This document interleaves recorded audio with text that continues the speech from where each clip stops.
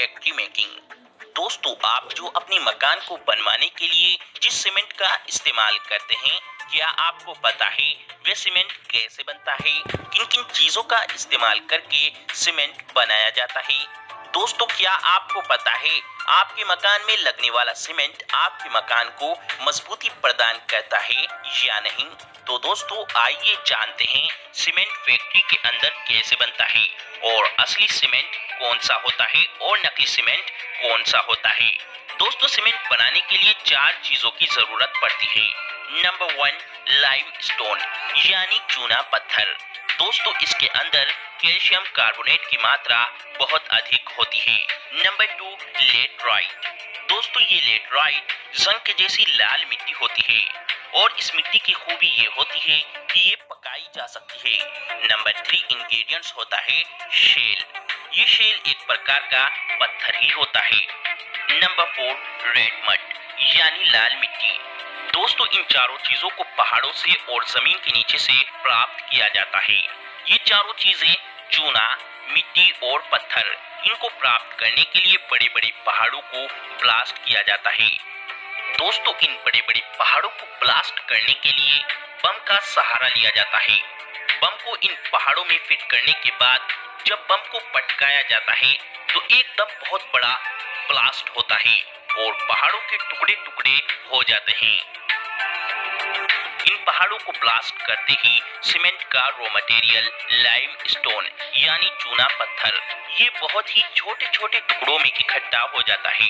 फिर इस चूना पत्थर को बड़े बड़े ट्रक पर लोड किया जाता है और फैक्ट्री के अंदर लाया जाता है।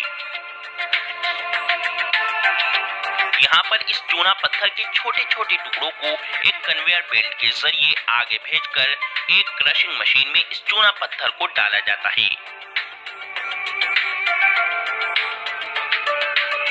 और फिर इस चूना पत्थर को क्रश करके इसको बिल्कुल बारीक पाउडर के जैसा रूप दे दिया जाता है।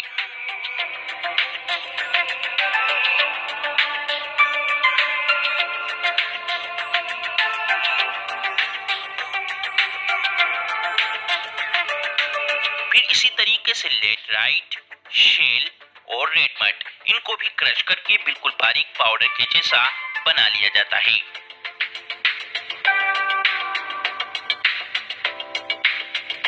फिर इन सभी रॉ मटेरियल को आपस में अच्छी तरह मिक्स कर एक कन्वेयर बेल्ट पर डालकर आगे भेजा जाता है। इस रॉ मटेरियल को अब एक बड़ी सारी लोहे की आग की भट्टी में डालकर पकाया जाता है। ये लोहे की भट्टी बड़े बड़े सीमेंट के पाइप जो नालों के अंदर डाले जाते हैं उसके आकार के जैसी होती है। ये लोहे की गोल घुमावदार भट्टी बहुत ही ज्यादा मजबूत होती है।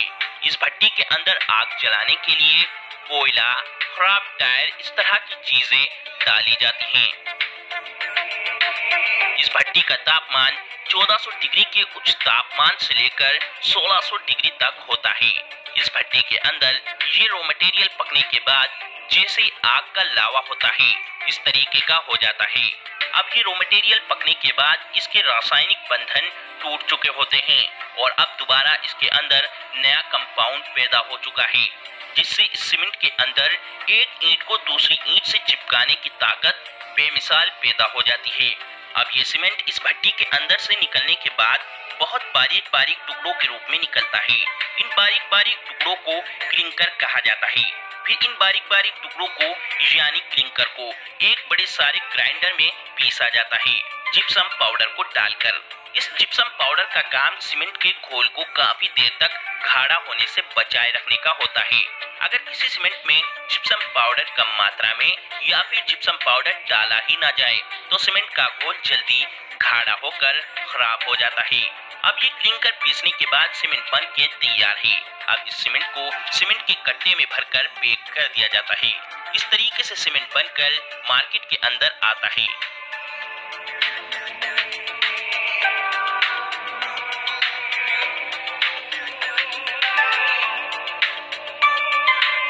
अब दोस्तों जानते हैं नकली सीमेंट और असली सीमेंट की पहचान का तरीका।